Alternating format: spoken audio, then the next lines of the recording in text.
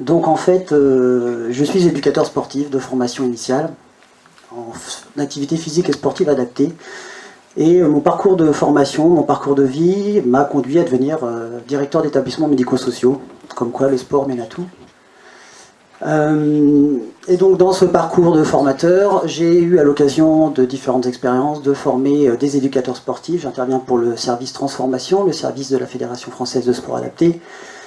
Je suis aujourd'hui toujours en charge du suivi des éducateurs sportifs en sport adapté, soit dans les certifications, soit dans les accompagnements de parcours de terrain. Et dans mon activité professionnelle, aujourd'hui, je suis toujours éducateur sportif, hein, j'enseigne plus de 10 heures par semaine, et je fais du consulting ou de la formation vers les publics professionnels du secteur médico-social ou non professionnels.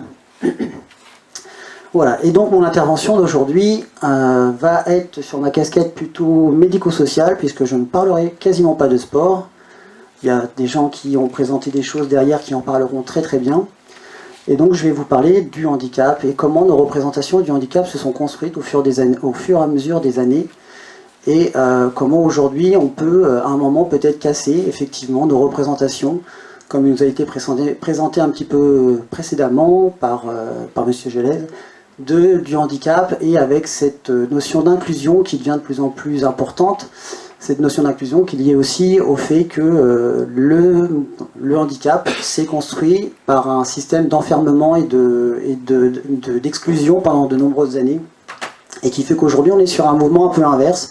Alors c'est un mouvement un peu spécifique en France, puisque dans d'autres pays d'Europe, le handicap n'a pas été, en tout cas les personnes en situation de handicap n'ont pas été à un moment autant mis de côté, mais voilà, donc en France on est sur un mouvement inverse, alors qui est lié surtout, alors j'en parlais avec quelques collègues tout à l'heure, à des nouveaux dispositifs d'accueil, de plus en plus d'accueil de jour, de plus en plus d'accueil où on laisse la personne dans son milieu, donc les intérêts et les avantages, on pourra en échanger ensuite. Concernant les activités physiques et sportives, c'est évident que ça sollicite aujourd'hui des nouveaux partenaires, des nouveaux interlocuteurs, dont la majorité vous êtes présents aujourd'hui. Et donc c'est important qu'on puisse en fait faire ces liens effectivement pour pouvoir travailler sur ces questions. Alors pour introduire mon intervention, je reprendrai quelques mots qui définissent les personnes dont nous avons la responsabilité. Ces personnes dites vulnérables, dont l'ensemble de nos projets nous amène à penser, entre guillemets, pour eux, leur autonomie. Je parle des infirmes, des inadaptés, des invalides, des fous, des handicapés, des personnes en situation de handicap. Avec ces quelques mots, je n'ai pas cherché à être exhaustif. D'autres terminologies, au cours de l'histoire, ont permis de nommer la personne handicapée, et je suis convaincu que chacun d'entre vous a dans son vocabulaire une façon de présenter ses enfants, ses adolescents ou ses adultes qui vont être au centre de nos échanges. Nommer la personne, c'est déjà dire quelque chose d'elle. Par cette introduction, je veux noter que notre relation au handicap est d'abord très individuelle. Même si aujourd'hui la question du collectif, du vivre ensemble et de l'inclusion a pris une place très importante à la fois par l'évolution des dispositifs législatifs et par l'évolution de nos représentations. Ce qui, je pense, va nous intéresser tout au long de cet après-midi, c'est comment je rencontre l'enfant, l'adolescent ou l'adulte qui se présente à moi. Chacun, et sans doute moi le premier, nous sommes marqués par nos rencontres avec la personne dite en situation de handicap. Et si vous êtes présent aujourd'hui, c'est que directement ou indirectement, s'ajoute ce deuxième élément tout aussi fort en représentation, qui sont les activités physiques et sportives, avec toutes les valeurs qui peuvent leur être attribuées. Dans un premier temps, je présenterai comment le concept de handicap a évolué au cours des années. Ensuite, nous verrons comment les activités physiques et sportives se sont structurées autour de la question de l'accompagnement de la personne handicapée. Enfin, j'ouvrirai quelques pistes qui nous amènent à penser handicap et sport dans des dispositifs d'accueil où la rencontre est possible. La première approche du handicap est d'origine divine. Et comme souvent, ce qui relève du divin, c'est la peur qui a longtemps été le moteur de nos représentations. L'homme a de tout temps cherché à lutter contre la maladie. Dans l'Antiquité, il fait appel aux dieux, à qui il offre des sacrifices. Ainsi, certains enfants différents pouvaient être exposés aux dieux à leur naissance. Cette pratique était d'usage et légale à l'Antiquité, présentant des enfants qui avaient des tares et dont on doutait la capacité de vivre. L'exposition consistait à les laisser mourir abandonnés en forêt ou le laisser se noyer au fil de l'eau. Comme le souligne H.J. Sticker dans son livre Corps infirme et société, la signification de l'exposition n'a rien à voir avec l'exécution de ces enfants. C'est les remettre aux dieux. Au Moyen-Âge vient le temps de la charité. Les grandes épidémies constituent des fléaux sociaux qui déciment des milliers de personnes. Dans cette période, l'Église constitue un ordre puissant. La maladie, le mal est considéré comme une épreuve divine. Médecine et religion cohabitent. La représentation de la maladie est toujours la même, une malédiction divine. Les politiques de santé se résument à des mesures de recensement et des mesures d'isolement, et même de séquestration des malades et des populations à risque. La différenciation entre infirmes, fous, exclus, pauvres, malades, prostituées apparaît peu dans les moyens mis en place. Les fondations hospitalières qui naissent à cette époque constituent un hébergement non spécialisé où l'on soignait, où l'on protégeait, où l'on nourrissait, gardait et parfois élevait.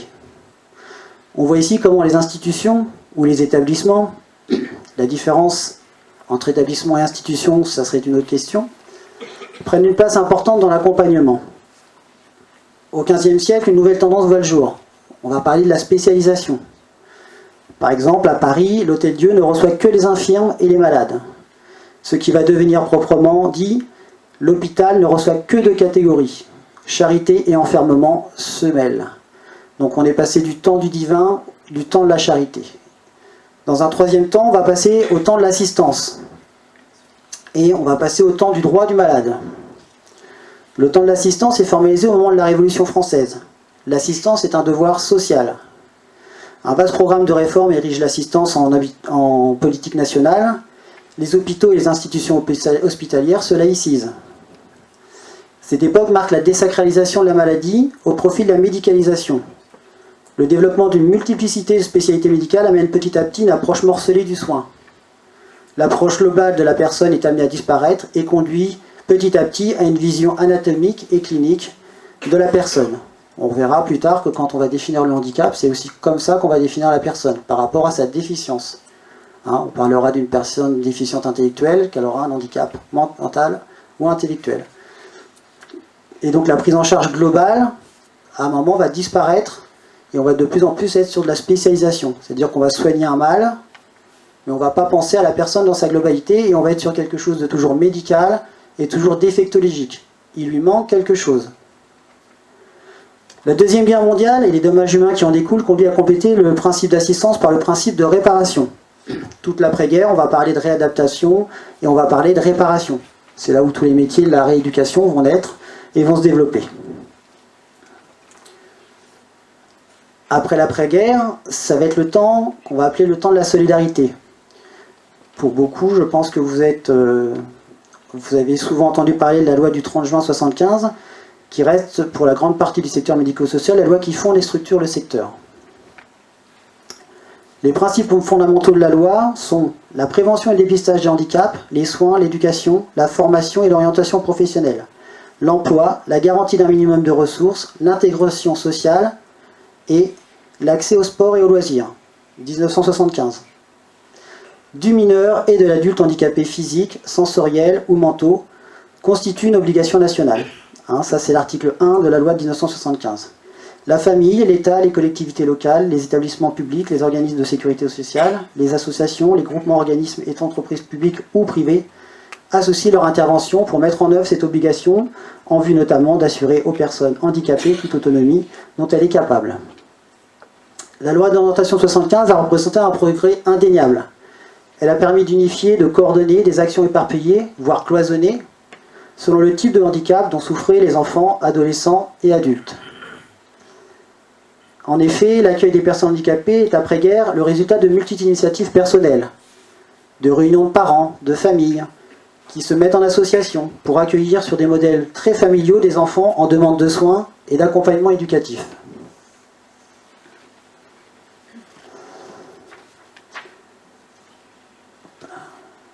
Cet accompagnement s'inspire essentiellement d'un modèle familial. Peu de personnes sont formées. La professionnalisation va être un enjeu important pour faire évoluer nos pratiques. Quand on parle de professionnalisation dans les années 70, les premiers diplômes d'éducateurs spécialisés viennent à peine d'arriver. Pour les diplômes de soignants AMP, c'est 72. dans les premiers aides maternelles. Donc vous voyez même l'intitulé des professionnels qui vont travailler auprès de ces personnes en situation de handicap, on va parler d'aide maternelle. Donc on est vraiment sur des schémas très maternants, très patriarcal ou très matriarcal. Sur la professionnalisation, on pourra aussi en parler aujourd'hui, sur les évolutions des métiers du secteur médico-social et comment nous, professionnels du secteur, nous sommes amenés à nous former de plus en plus pour pouvoir accueillir les personnes en situation de handicap, soit en étant dans les établissements médico-sociaux, soit en étant dans nos associations sportives et en mettant en place des diplômes ou des formations qualifiantes qui peuvent permettre de prendre en charge, d'accompagner les personnes en situation de handicap. En 2002, la loi du 30 juin 1975 est rénovée. Donc la loi 2002-2, qui a maintenant bientôt 17 ans. La loi du 30 juin 1975 est rénovée. Son grand leitmotiv, c'est de placer le projet de l'usager au centre du dispositif. Je trouve important de soulever ce point. Même si la personne, le pratiquant ou l'usager est bien souvent au centre de nos préoccupations, dans la loi de 2002, c'est bien son projet qui nous intéresse. Et autour de ce projet, les différents acteurs qui peuvent répondre aux attentes, besoins des enfants, adolescents, qui vivent en grande partie en institution. Quand je parle du projet, ce qui est important de dire, c'est que quand un enfant vient, c'est qu'il vient avec son projet. Et que cette médiation, elle est importante à prendre en compte, parce que sinon on part dans des systèmes où on devient totalitaire, où on prend l'enfant, et on oublie de prendre en compte qu'il a un projet de vie. On en reparlera, hein, c'est aussi la loi de 2002 qui développe cette idée de projet d'accompagnement, projet personnalisé, projet individualisé. Alors pas que les projets n'existaient pas avant 2002, hein, c'est souvent ce qu'on a été dire, hein, mais je pense qu'ici il y a certaines personnes qui ont travaillé dans les structures, des projets il y en avait avant 2002, c'est qu'ils n'étaient pas formalisés aujourd'hui comme ils le sont, et ça a amené une nouvelle réflexion sur la notion de projet, et on verra après qu'aujourd'hui on est déjà passé à autre chose, qu'on ne parle plus de projet mais de parcours de vie, et de la notion de parcours. Le projet personnalisé est mis en avant comme outil obligatoire et nécessaire de l'accompagnement. Ce projet est important dans l'accompagnement car il part du recueil des attentes de la personne accueillie et nous engage à développer un projet de vie ouvert pour la personne, avec la personne, vu comme sujet et non seulement comme objet de soin. Quelques notions sur la qualification et définition de la notion de handicap.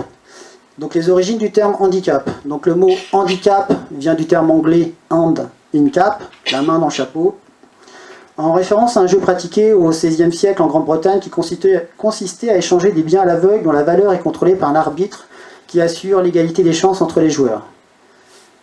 Cet anglicisme a généré le substantif handicapé que nous utilisons tous, plus ou moins, dans notre langage en parlant de personnes handicapées. Il rentre dans les textes en France officiellement en 1957. Il poursuit sa métamorphose, comme je vous disais, en déclinant en parlant de personnes handicapées.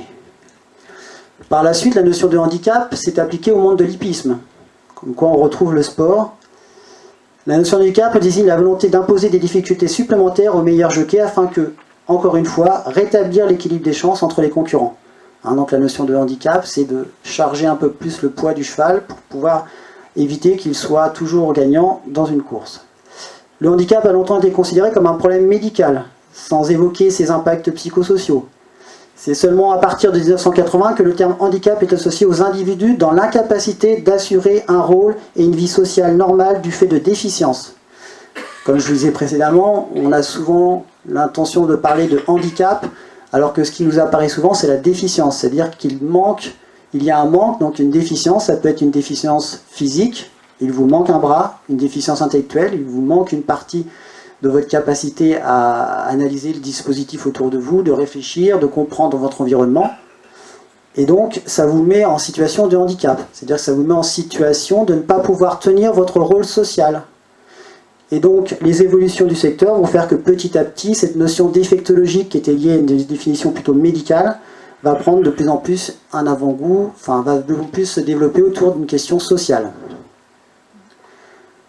Le handicap est alors un désavantage pour un individu donné, momentanément ou durable, du fait d'un accident, d'une déficience ou d'une incapacité impactant ses rapports avec l'environnement, que ce soit au niveau culturel, matériel ou social.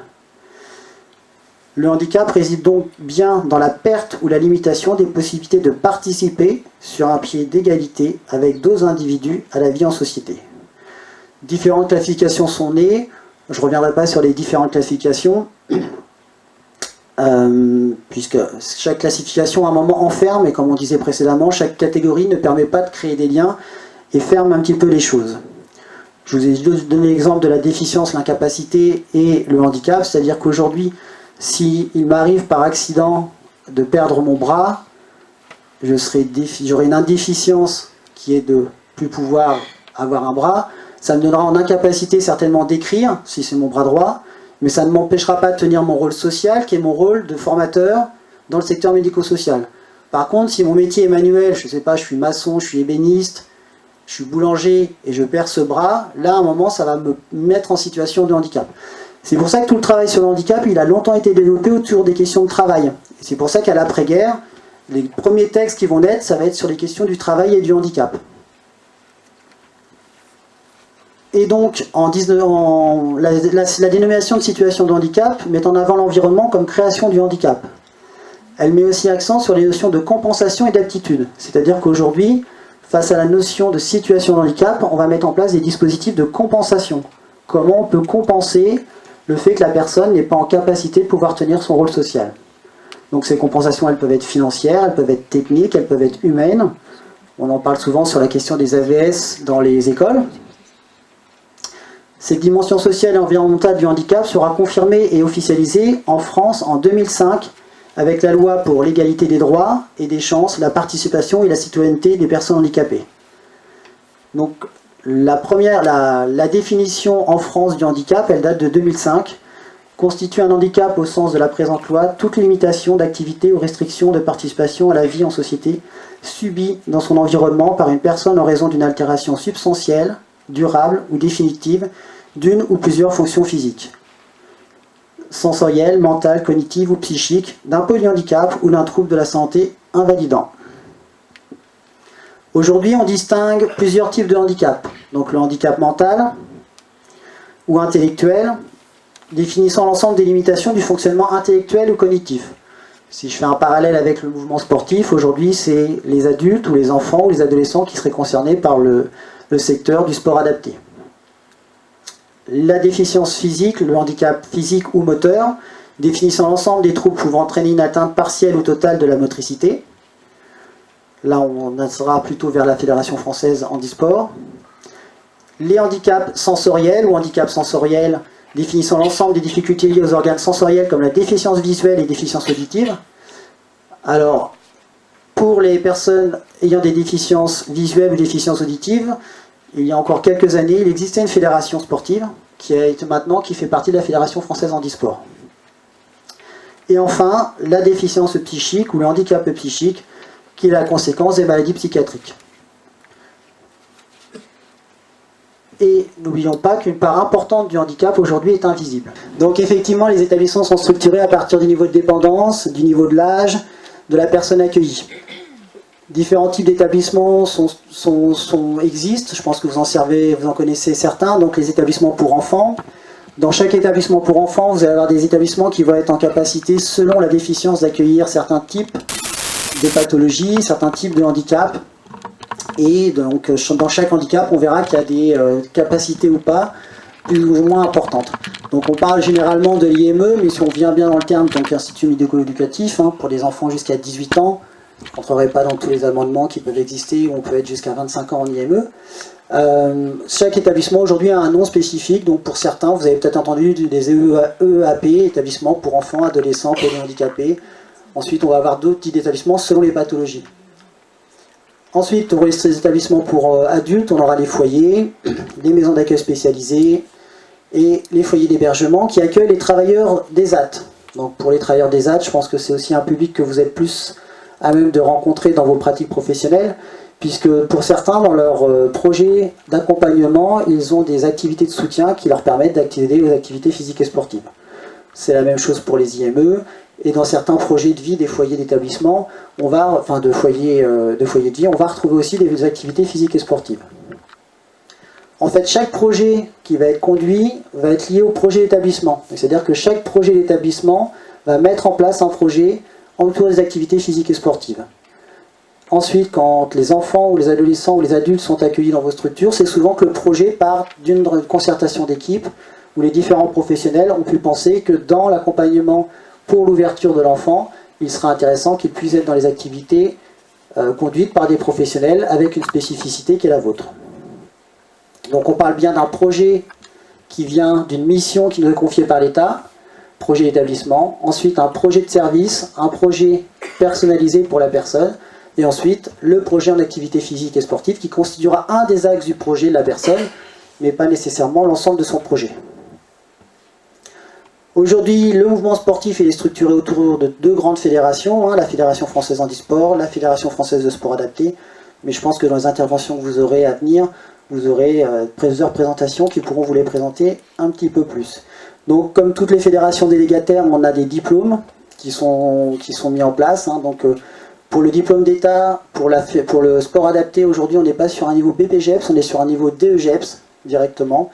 Le choix a été fait pour la responsabilité qui nous était donnée de mettre en place des activités face à un public vulnérable, que ce soit plutôt un DE qui soit proposé plutôt qu'un BP. Ce qui amène aussi au niveau des grilles de salaire, au niveau des conventions collectives, que notre diplôme soit reconnu dans les conventions collectives du secteur médico-social. Les évolutions à venir du secteur médico-social, vous en avez déjà eu un certain aperçu. Donc une logique aujourd'hui d'ouverture des établissements vers l'extérieur, la limitation de plus en plus des établissements qui accueillent 24/24, 365 jours la personne en situation de handicap. La logique de parcours et d'essayer d'éviter les ruptures de parcours. Alors cette logique de parcours, elle vient du rapport PIFTO, qui est le rapport Zéro sans solution, qui est amené à réfléchir comment une personne en situation de handicap peut se retrouver sans solution d'hébergement. Et on a revu le paradigme à l'envers, on s'est dit il faut proposer des activités. Il faut proposer une prise en charge éducative, une prise en charge pédagogique, une prise en charge thérapeutique. Et donc c'est aussi pour ça qu'aujourd'hui, les associations sportives sont sollicitées pour leur qualité ou leur capacité à pouvoir proposer aux personnes en situation de handicap des solutions en termes d'activité. Donc au niveau des différents types d'accueil, on en verra certains. On est parti sur des dispositifs donc plutôt individuels, des dispositifs plutôt collectifs, des sections qui vont définir des sections qui vont s'appeler pour certaines associations des sections para, derrière foot, para karaté, et aussi la possibilité de faire venir des intervenants diplômés dans leur spécialité dans les établissements médico-sociaux. Alors à savoir qu'aujourd'hui il y a une grosse vague de professionnalisation et qu'aujourd'hui dans l'ensemble des établissements médico-sociaux on retrouve de plus en plus de professionnels formés aux activités physiques et sportives adaptées. Pour conclure, ce qui me semble important de souligner, c'est de penser notre capacité à accueillir l'autre, de lui offrir une place et qu'il se sente porté dans sa dimension psychique et physique et surtout soutenu. Pour conclure, ça fait 2 fois que je le dis, je reprendrai la phrase de Hannah Arendt qui a dit « Là où ça commence, c'est là où ça commande ». Pas commande dans le sens ordonné, c'est-à-dire que cette première journée, j'espère qu'elle sera le moyen de commencer quelque chose qui sera dans une vraie collaboration et des vraies interventions et une capacité à pouvoir produire des échanges constructifs pour la suite. Je remercie Mme Bord de sa sollicitation et je vous souhaite à tous une bonne après-midi.